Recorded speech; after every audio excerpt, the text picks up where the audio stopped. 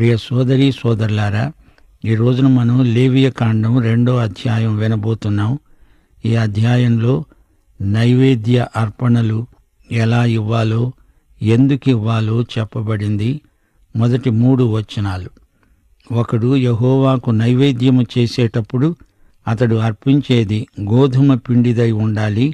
అతడు దాని మీద నూనె పోసి సాంబ్రాణి వేసి యాజకులైన అహరోను కుమారుల వద్దకు దానిని తేవాలి. అందులో నుండి యాజకుడు తన చారతో చేరడు నూనె, చేరడు గోధుమ పిండి, దాని సాంబ్రాణి అంతా తీసుకొని యెహోవాకు ఇంపైన సువాసన గల హోమముగా బలిపీఠము మీద అందులో ఒక భాగము జ్ఞాపకార్థముగా దహించాలి. ఆ నైవేద్య శేషము అహరోనుకు అతని కుమారులకు ఉంటుంది. యెహోవాకు అర్పించే హోమములో అది అతి పరిశుద్ధం. ఇది గోధుమ పిండితో అర్పించే నైవేద్యం. సోదరీ సోదరులారా, గత పాఠంలో దహన బలిని గురించి విన్నాము. అది యేసుక్రీస్తు మరణాన్ని సూచిస్తుంది. అయితే ఈ అధ్యాయంలో నైవేద్యము యేసుక్రీస్తు మానవత్వాన్ని, ఆయన పరిపూర్ణతను, సౌందర్యాన్ని చూపే నైవేద్యమును గూర్చి వినబోతున్నాము. ఈ బలిలో రక్తం లేదు. ఇది కేవలము గోధుమ పిండి, నూనె కలిసిన బలి. ఈ నైవేద్య అర్పణలో కొంత భాగం యాజకునికి ఇవ్వబడుతుంది. అహరోను కుటుంబంలో మగపిల్లలందరూ దీనిని తినవచ్చు. యేసు ఒక మానవుడుగా మన మధ్య నివసించాడు. అయితే ఆయన పరిపూర్ణ మానవుడు. క్రీస్తునందు మాత్రమే పరిపూర్ణ మానవత కనిపిస్తుంది. యేసు 2వ మానవుడు, కడపటి ఆదాము. యేసు తరువాత మరి ఒక ఆదాము లేడు. అయితే యేసు పోలికలో అనేక మంది మానవులు నూతన సృష్టిగా రూపొందుతారు. యేసు కడపటి ఆదాము. నూతన సృష్టికి ఆయనే శిరస్సు. 1 యోహాను 3వ అధ్యాయం 2వ వచనంలో ఇదే మాట చెప్పబడింది. ప్రియులారా, ఇప్పుడు మనము దేవుని పిల్లలమై ఉన్నాము. మనము ఇక ఏమి అవుతామో అది ఇంకా ప్రత్యక్షపరచబడలేదు గాని ఆయన ప్రత్యక్షమైనప్పుడు ఆయన ఉన్నట్లుగానే ఆయనను చూస్తాము గనుక ఆయనను పోలి ఉంటాము. సోదరీ సోదరులారా, లోకంలో మానవుడు తప్పిపోయిన వ్యక్తి. రోమాపత్రిక 3వ అధ్యాయం 12-23 వచనాలలో చెప్పబడినట్లు అందరూ త్రోవ తప్పి ఏకముగా పనికి మాలిన వారయ్యారు. మేలు చేసేవాడు ఒక్కడైనా లేడు. ఏ భేదమును లేదు. అందరూ పాపము చేసి దేవుడనుగ్రహించే మహిమను పొందలేకపోతున్నారు. ఇది మానవుని స్థితి. మనము ధర్మశాస్త్రాన్ని నెరవేర్చలేము, దేవుణ్ణి మెప్పించలేము. అందుచేత మనుష్యులందరూ దేవుని దృష్టిలో పాపులే. యుద్ధాలు, దౌర్జన్యాలు, హత్యలు రాను రాను ఎక్కువవుతున్నాయి. మానవుడు తాను నాశనమైపోతూ అందరినీ నాశనం చేయటానికి పూనుకుంటున్నాడు. అయితే దేవుడు మానవుని రక్షణ కోసమై ఒక గొప్ప సదుపాయం చేశాడు. దేవుడు తన కుమారుడైన యేసుక్రీస్తును మన కోసం పంపాడు. యేసుక్రీస్తు యొక్క మానవత్వంలో మహిమ ఉన్నది. యేసు ఎంతో ఆధ్యాత్మిక సౌందర్యం గలవాడు. ఆయన సౌశీల్య పరిమళం అంతటా ప్రసరిస్తున్నది. ఇప్పుడు ఈ నైవేద్య బలిని గురించి ధ్యానిస్తాము. మెత్తని పిండి కావాలి. గోధుమ పిండి మెత్తగా విసరాలి. ఇది యేసుక్రీస్తు వ్యక్తిత్వాన్ని సూచిస్తుంది. యేసుక్రీస్తునందు సంపూర్ణ మానవత లక్షణాలున్నాయి. అలాంటి వ్యక్తి మరొకరు ఎన్నడూ ఎక్కడా పుట్టి ఉండలేదు. సంసోను గొప్ప వ్యక్తి, బలశాలి. కాని అతని మనస్సు చాలా బలహీనం. పౌలు గొప్ప మేధావి. కాని అతని శరీరం చాలా బలహీనం. సీమోను పేతురు తాత్కాలిక ఉద్రేకాలకు లోనైన మనిషి. యేసుక్రీస్తును ఎరుగనని 3 సార్లు బొంకిన పేతురు అంతకు ముందే యేసు కోసం ప్రాణం పెడతాను అన్నాడు. పాత నిబంధనలో సౌలును చూడండి. అతడు గొప్ప రాజు, ఆజానుబాహుడు, కాని మొండి మనిషి. ఈ విధంగా చూస్తూ పోతే బైబిలులోని గొప్ప వ్యక్తులందరూ బలహీనులే. యేసుక్రీస్తు ఒక్కడే అన్ని విధాలా సంపూర్ణ వ్యక్తిత్వం గలవాడు. యేసు దేవాలయంలో ప్రవేశించి రూకలు మార్చేవారిని తరిమివేశాడు. చిన్న పిల్లలను ఆప్యాయంగా పలకరించి దగ్గరకు చేర్చుకున్నాడు. యేసు తన 12వ ఏట మత గురువులు ఆశ్చర్యపోయేటట్లు దివ్యజ్ఞానాన్ని ప్రదర్శించాడు. యోహాను సువార్త 7వ అధ్యాయం 15వ వచనంలో యూదులు ఆశ్చర్యపడి, చదువుకొనని ఇతనికి పాండిత్యం ఎలా వచ్చింది అని చెప్పుకున్నారు. ఆయన తన తండ్రి చిత్తాన్ని నెరవేర్చటానికి వచ్చాడు. అదే స్ఫూర్తితో ఆయన పని చేశాడు. యేసు మేలు చేస్తూ సంచరించాడు. లాజరు సమాధి దగ్గర నిలిచి ఏడ్చాడు. యెరూషలేమును గూర్చి వాపోయాడు. లాజరును మృతులలో నుండి లేపాడు. యెరూషలేము నగరానికి తీర్పు తీర్చాడు. తన చిత్తము కాదు, తండ్రి చిత్తమే నెరవేరాలని ప్రార్థించాడు. పిండిపై ఆలివ్ నూనె పోయాలి. ఆలివ్ నూనె అనగా పరిశుద్ధాత్మ. ఈ నైవేద్య బలి నూనెతో కలిసి ఉంది, నూనె పోయబడి ఉంది. ఈ నైవేద్యమంతా నూనెలో మునిగి తేలుతుంది.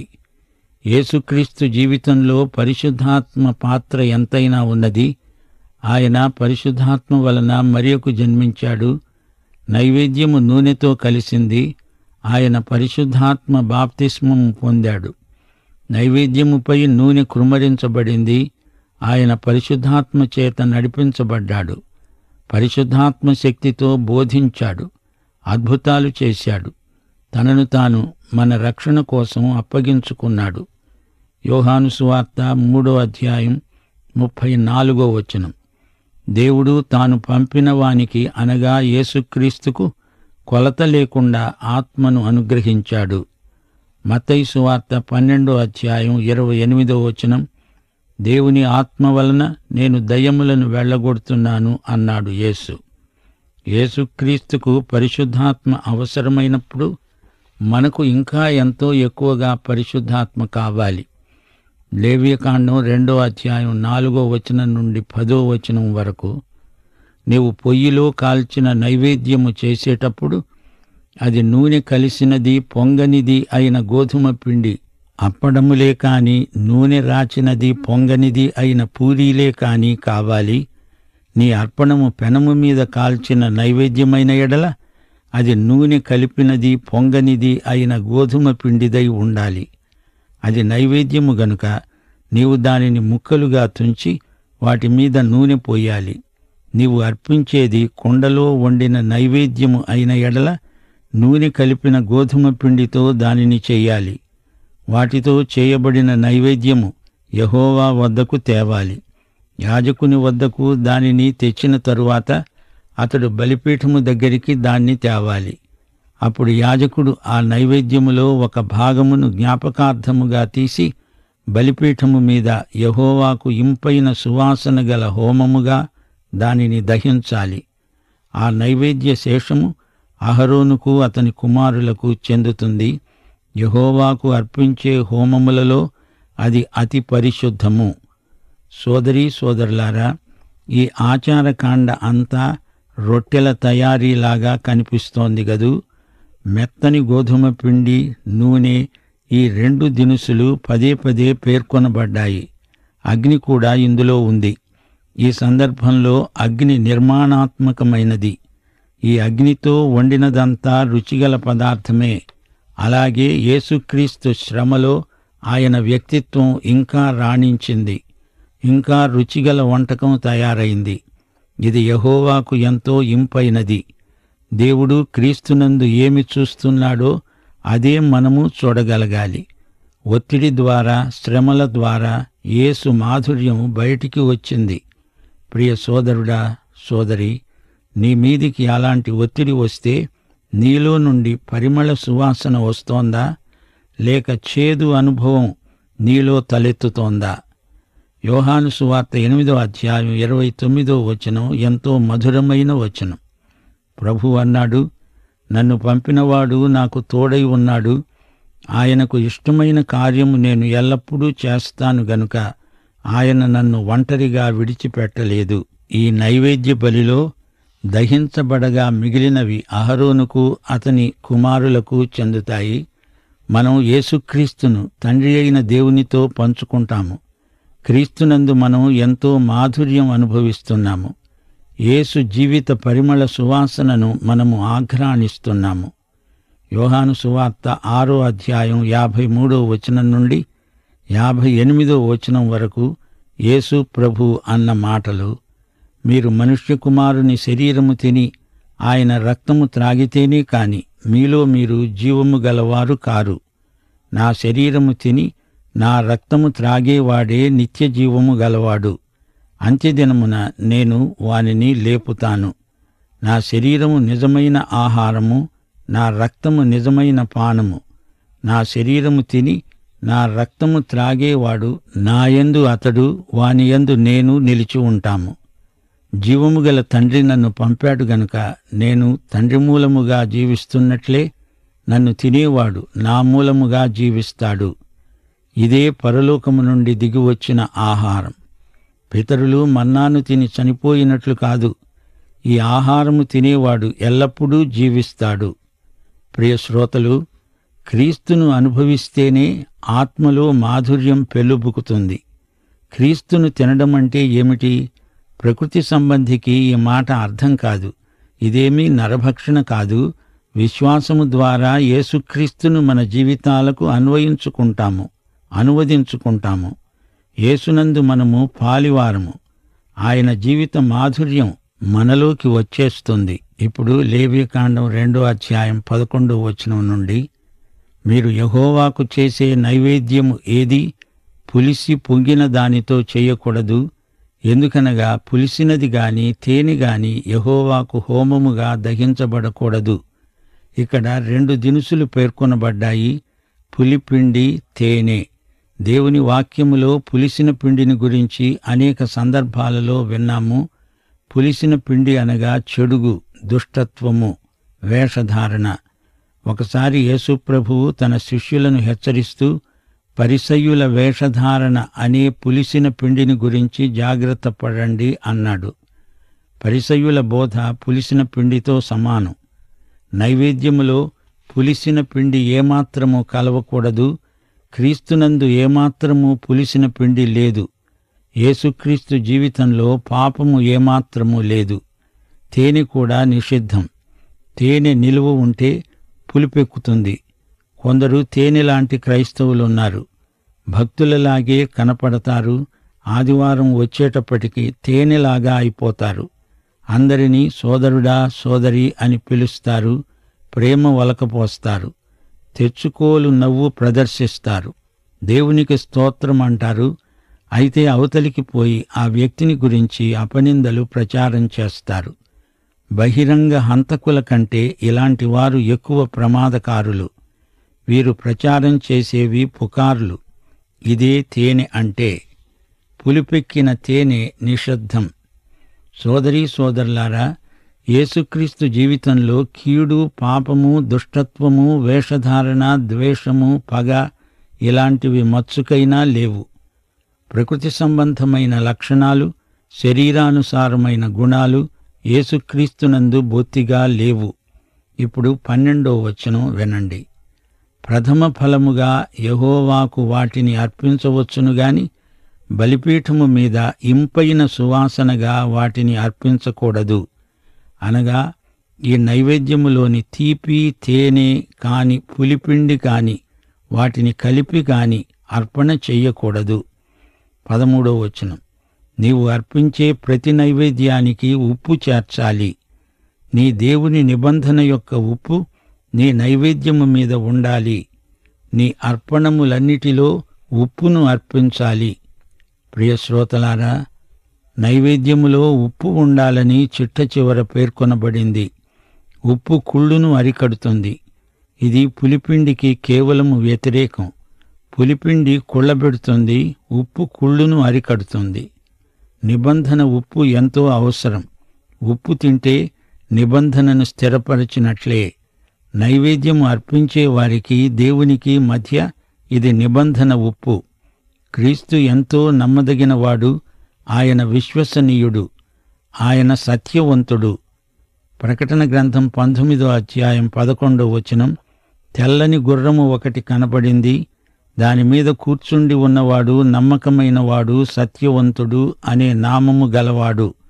ఆయనే ప్రభువైన యేసుక్రీస్తు. క్రీస్తు తన్ను తాను దేవునికి అర్పించుకున్నాడు. ఆయన కృపా కనికరములను బట్టి మనల్ని మనం ఆయనకు సమర్పించుకోగలం. మనం నమ్మకమైన మనుష్యులమని ఆయన గుర్తించాలి. క్రైస్తవులు ఈ లోకానికి ఉప్పు అయి ఉన్నారు. మనలను మనము సజీవ యాగముగా దేవునికి సమర్పించుకోవాలని, మనస్సు మారి నూతనమవటం వలన రూపాంతరము చెందాలని, లోక మర్యాదను అనుసరించకూడదని దేవుడు మనల్ని కోరుతున్నాడు. ఇప్పుడు లేవియకాండం 2వ అధ్యాయం 14వ వచనం నుండి 16వ వచనం వరకు విందాము. నీవు యెహోవాకు ప్రథమ ఫలముల నైవేద్యం చేసేటప్పుడు సారమైన భూమిలో పుట్టిన పచ్చని వెన్నులలోని ఊచ బియ్యమును వేయించి విసిరి నీ ప్రథమ ఫలముల నైవేద్యముగా అర్పించాలి. అది నైవేద్య రూపమైనది. నీవు దానిమీద నూనె పోసి దానిపైన సాంబ్రాణి వెయ్యాలి. అందులో జ్ఞాపకార్థమైన భాగాన్ని, అనగా విసిరిన ధాన్యములో కొంత, నూనెలో కొంత, దాని సాంబ్రాణి అంతా యాజకుడు దహించాలి. అది యెహోవాకు హోమము.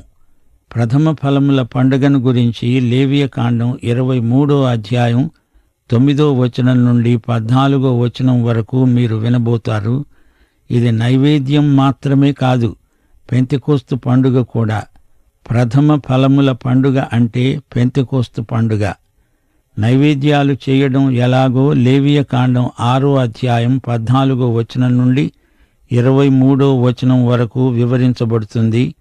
ఉదయకాలము దహనబలి, సాయంకాలం నైవేద్యం. ఇది అనుదిన కార్యక్రమం. ప్రియ శ్రోతలు వింటున్నారా? నైవేద్యం యేసుక్రీస్తును సూచిస్తుంది. యేసుక్రీస్తు యొక్క ప్రత్యేకత, సమర్పణ నైవేద్యంలో కానవస్తాయి. అలాగే క్రీస్తునందు విశ్వాసులు కూడా నైవేద్య లక్షణాలు గలవారే. యేసుక్రీస్తు యొక్క సంపూర్ణ మానవతను గుర్తించి ఆయనకు కృతజ్ఞతాస్తుతులు సమర్పిస్తాము. సోదరీ సోదరులారా, లేవియకాండం ఎంత గొప్ప గ్రంథమో గమనించారా? మెత్తని గోధుమ పిండి, సాంబ్రాణి, పొంగని రొట్టెలు, అప్పడాలు, ప్రథమ ఫలాలు, ఇవన్నీ యేసుక్రీస్తు యొక్క సౌశీల్యాన్ని చాటుతాయి. ఇందులో పొయ్యి, పెనము అనే వస్తువులున్నాయి. నైవేద్య బలులు, పరిమళ అర్పణలు. మా శ్రోతలకు ఒక రహస్యం చెప్పాలి. పరిశుద్ధము అనే మాట ఆదికాండమంతటిలో ఎక్కడా కనపడదు. కాని మిగతా 4 గ్రంథాలలో ఈ మాట ఎక్కువగా ఉపయోగించబడింది.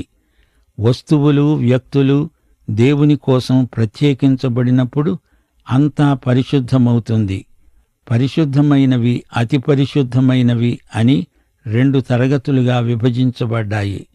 అతి పరిశుద్ధ స్థలం, ఇత్తడి బలిపీఠం అతి పరిశుద్ధం. గుడారములోని వస్తు సముదాయం అతి పరిశుద్ధం. ధూపద్రవ్యం అతి పరిశుద్ధం. నైవేద్యంలో దహించబడే భాగం అతి పరిశుద్ధం. సముఖపు రొట్టెలు అతి పరిశుద్ధం. మిగతావన్నీ పరిశుద్ధమైనవే. ఆరాధన భూమి పరిశుద్ధం. పరిశుద్ధ సమాజం, పరిశుద్ధ సబ్బాతు, ఇశ్రాయేలు పరిశుద్ధ జనం, యాజకుల దుస్తులు పరిశుద్ధం, యాజకుని తలపాగా పరిశుద్ధం. విశేషించి క్రీస్తునందు విశ్వాసులు పరిశుద్ధులు అని పిలువబడుతారు.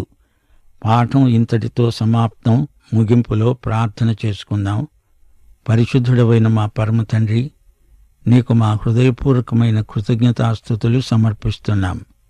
నీవు మమ్మల్ని ఎంతో ప్రేమించావు. నీవు ఈ లోకానికి వచ్చి మా కోసమై శిలువ మీద నీ పవిత్ర రక్తాన్ని ధారపోశావు.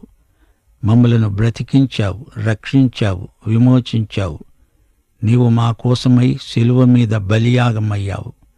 ఈ సత్యాలను మేము లేవియకాండంలో చూస్తున్నాము.